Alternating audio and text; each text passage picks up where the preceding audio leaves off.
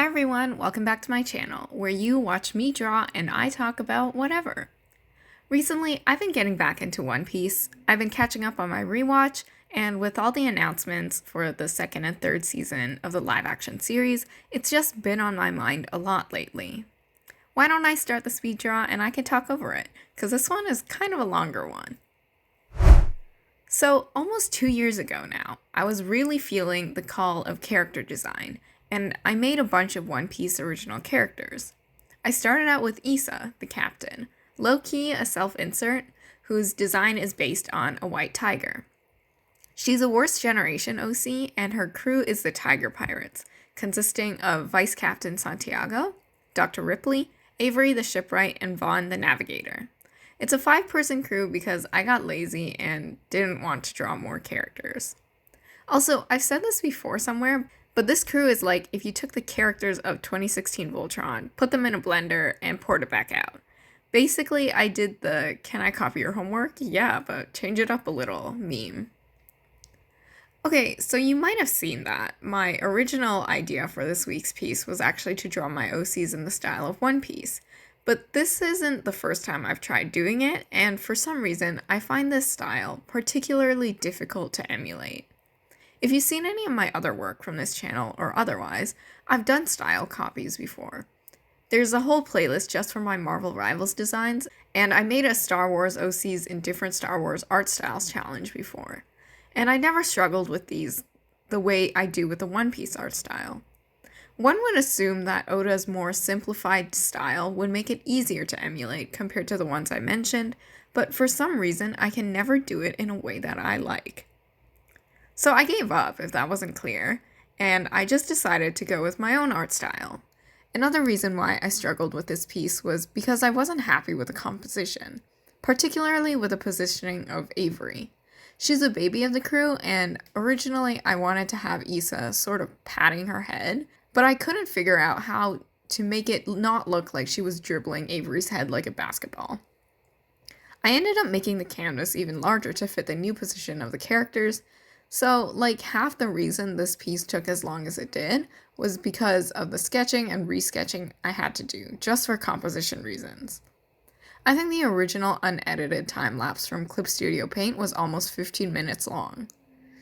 For reference, my average is around 7-8 minutes. Now, depending on how much I can yap, we'll see how long the final video ends up being.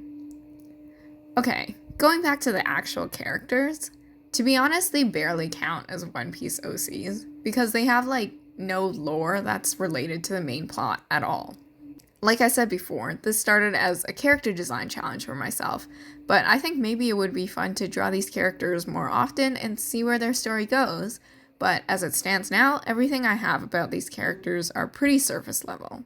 The captain, Issa, is also known by her epithet, White Tiger, because her black and white hair resembles the stripes of a tiger. I debated a while on whether or not she should have a devil fruit, but I ultimately decided that she should be able to swim, so she only fights with fists and haki. But I had this idea that maybe before she learned armament haki, she used these sea prism stone-spiked brass knuckles against devil fruit users. Actually, there's only one devil fruit user on the crew, and that's Rowan Avery, the young shipwright of the crew, who ate the sparrow model bird fruit.